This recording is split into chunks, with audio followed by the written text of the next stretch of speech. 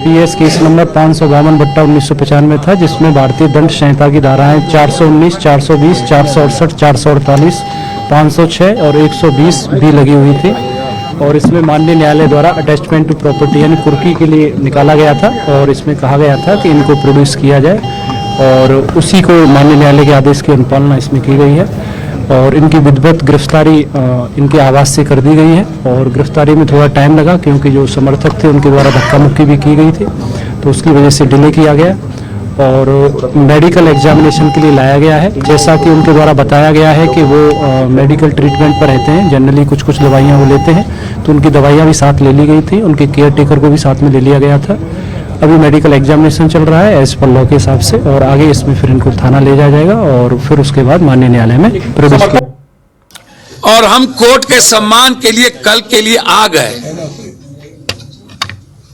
और सिविल में दीपक नाम का कोई कहता है कि मैं इंस्पेक्टर हूं, आया तो हमको लगा हमसे मिलने लोग आए, हमने कहा आइए सब लोग बैठिए, कोई काम होगा तो आए ही लोग। आते ही कहता चलिए चलिए चलिए अपर वारंट है चलिए। मैंने कहा भैया मेरा तो लोकसभा चल रहा है, कहां वारंट है, लॉयर को बुलाने दो, वारंट कहां, तब तक कुछ नहीं था। तब 15 मिनट के बाद कोर्ट का जो एक आदेश निकला है कुर्की का, तो वो कुर्की जाके करें। अब यहां पर जबरदस्ती आ गए और तभी से टॉर्चर कर रहे हैं, तो हमको शंका लगी कि ये मरवा तो नहीं देंगे, जानिए खतरा है भैया ये तो जिस तरीके से किया उससे तो लग रहा है कि ये लोग मरवा भी सकते थे। हम तो सुबह ही जाए सर, अभी चले।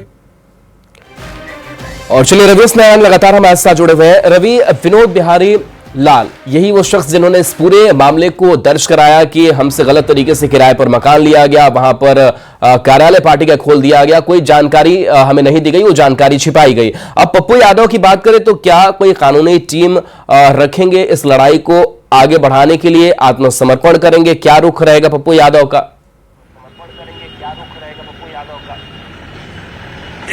देखिए, पप्पू यादव फिलहाल गिरफ्तार कर लिए गए हैं, तो पुलिस निगरानी में है और उनका जो मेडिकल ट्रीटमेंट जो है वो चल रहा है। उसके बाद वो गर्दनी बाग जो है वो थाने लाए जाएंगे।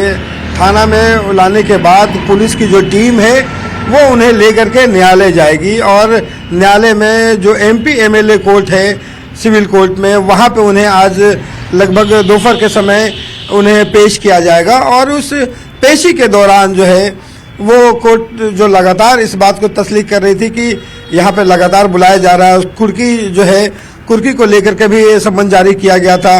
तो अब न्यायालय फैसला लेगा कि अब जब उनके पुलिस वहाँ पे अगर सामने कोर्ट के सामने पेश करती है तो कोर्ट जो है इस पर कैसे फैसले लेती है, क्या इन्हें न्यायिक हिरासत में जो है वो भेजती है या फिर इनके बातों को सुनकर के, चूंकि संसद की कार्रवाई चल रही है तो क्या उनके लिए कुछ दिनों की राहत देती है, ये कोर्ट तय करेगा। लेकिन अब पप्पू यादव के पास बहुत रास्ते नहीं हैं।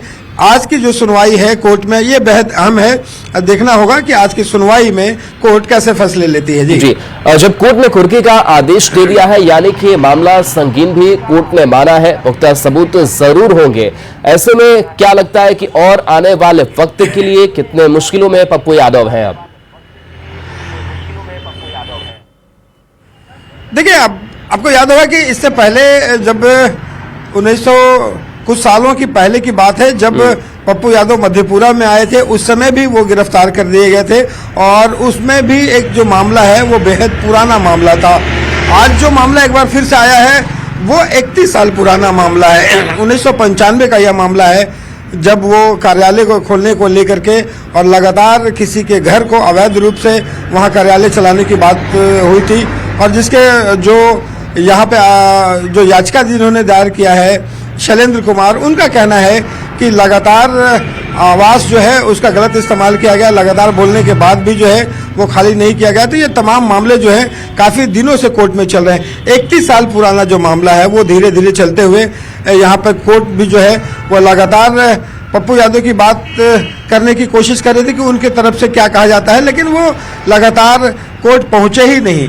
अंत में जो है एमपी एमएलए कोर्ट जो है वो ये फैसला लेती है कि उन्हें वारंट जारी किया जाए और अगर नहीं पेश होते हैं तो उन्हें पेश किया जाए। और इसी को लेकर के जो पुलिस है वो देर रात कार्रवाई की है और आज कोर्ट में पेश करेगी। जी पप्पू यादव अभी मेडिकल चेकअप की प्रक्रिया से गुजर रहे हैं, इसके बाद से कब उन्हें थाना ले जाया जाएगा और थाने के बाद से फिर कोर्ट में कब तक वो जाएंगे?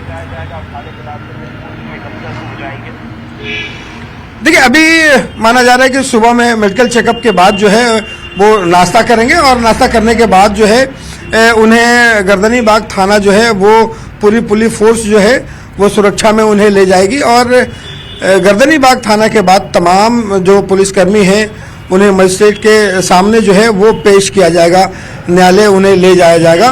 कोशिश इस बात की भी है कि सुरक्षा के साथ, क्योंकि जो जिस ढंग से कल रात में जो उनके जो समर्थक है लगभग 1.5 से 2 घंटे तक पुलिस लगभग 9:30-10 बजे पहुंची थी और रात के 12 बजे जो है वो गिरफ्तारी हुई है। लगभग 2 घंटे समर्थकों के साथ लगातार जो है धक्का मुक्की हुई, नोकझोंक भी हुए। तो इन तमाम मसलों को देखते हुए पुलिस जो है वो सख्ती के साथ जो है और सुरक्षा के साथ आज पप्पू यादव को न्यायालय में पेश करेगी और वहाँ पे जो आज फैसले होंगे, कोर्ट का जो निर्देश होगा उसके बाद आगे की तय होगा कि पप्पू यादव जो है वो फिर से फिलहाल लोकसभा की कार्रवाई में लौटते हैं या फिर उन्हें कोर्ट और जो है फैसला देती है, जेल भेजती है। जी इस पूरे मामले को लेकर विनोद बिहारी लाल जो शिकायत करता है वो सामने कुछ आ पाए हैं, इस दौरान कुछ उनका बयान स्टैंड और सामने आएगा इस पक्ष की ओर से? देखिए शैलेंद्र कुमार है वो तो लगातार कोर्ट पहुंच रहे थे और अपनी बातें जो है वो वकील के जरिए कोर्ट में रख रहे थे। वो लगातार कोर्ट पहुंच के अपनी बातें उन्होंने रखी है, उन्होंने अपने सबूत दिए हैं कोर्ट को और कोर्ट भी दूसरे पक्ष की जानने की कोशिश कर रही थी, लेकिन लगातार पप्पू यादव के नहीं पहुंचने से कोर्ट ने ये माना कि अगर इस बात में क्या सच्चाई है। बिल्कुल अभी आपके पास आएंगे और एक बार फिर से इस गिरफ्तारी के बाद से पप्पू यादव ने क्या कुछ कहा है अब वो आपको बयान सुनाते हैं। और हम कोर्ट के सम्मान के लिए कल के लिए आ गए और सिविल में दीपक नाम का कोई कहता है कि मैं इंस्पेक्टर हूं, आया तो हमको लगा हमसे मिलने लोग आए, हमने कहा आइए सब लोग बैठिए, कोई काम होगा तो आए ही लोग। आते ही कहता चलिए चलिए चलिए अपर वारंट है चलिए। मैंने कहा भैया मेरा तो लोकसभा चल रहा है, कहां वारंट है, लॉयर को बुलाने दो। वारंट कहां, तब तक कुछ नहीं था। तब 15 मिनट के बाद कोर्ट का जो एक आदेश निकला है कुर्की का, तो वो कुर्की जाके करें। अब यहां पर जबरदस्ती आ गए और तभी से टॉर्चर कर रहे हैं, तो हमको शंका लगी कि ये मरवा तो नहीं देंगे। जानिए खतरा है भैया, ये तो जिस तरीके से किया उससे तो लग रहा है कि ये लोग मरवा भी सकते थे।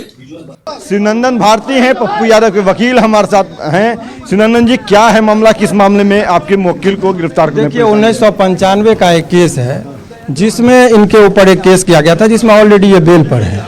उसमें जो व्यवहारिकता में सभी लोग जानते हैं कि 1995 का केस है, उसमें एडवोकेट क्लर्क जो होते हैं लोअर कोर्ट में, पटना में था एमपी एमएलए कोर्ट में, तो उसमें वो मुंशी सिग्नेचर करके अपना हाजिरी पैरवी करते रहते हैं। वो ही दिखा रहे हैं कि टूट गया। तो बेल कैंसिल, जो 4 प्रक्रियाएं हैं जिसका पालन होना चाहिए। अगर बेल कैंसिल होगा तो उससे पहले नोटिस होगा, जिस नोटिस को पुलिस ने दबाया। दूसरी बात, बेलेबल वारंट होगा पहले, उसको भी इन्होंने दबाया। फिर नॉन बेलेबल वारंट होगा, उसको भी इन्होंने दबाया। फिर 82 का जब होता है, जिसको हम लोग कहते हैं कि अपराधी घोषित किया जाता है, तो हर एक जगह दीवार पर चिपकाया जाता है, वो कहीं नहीं चिपकाए और डायरेक्ट 83 लेकर आ गए। ये अपने आप में दिखता है कि किस तरीके से बायस्ड होकर ये काम किया गया है। क्यों आखिर पुलिस अरेस्ट है, ये आपको क्यों कैसे लग रहा है? ये 82 और 83 का निर्गत नहीं किया गया। 82 और 83 डायरेक्ट ये कर देना, ये अपने आप में चौंकाने वाली बात है। कानून के दायरे में गिरफ्तारी बनती है ना? अभी तो वारंट है, अभी तो ये कह सकते हैं गिरफ्तारी करेगी, अभी है, पुलिस तो करेगी, पुलिस तो ऐसे परिस्थिति में करती है। तो आप पप्पू यादव के वकील को सुन रहे थे। रवि हमारे साथ आप बने रहिए इस खबर पर। बने हुए एक छोटे से ब्रेक का वक्त है, जल्द वापस आएंगे।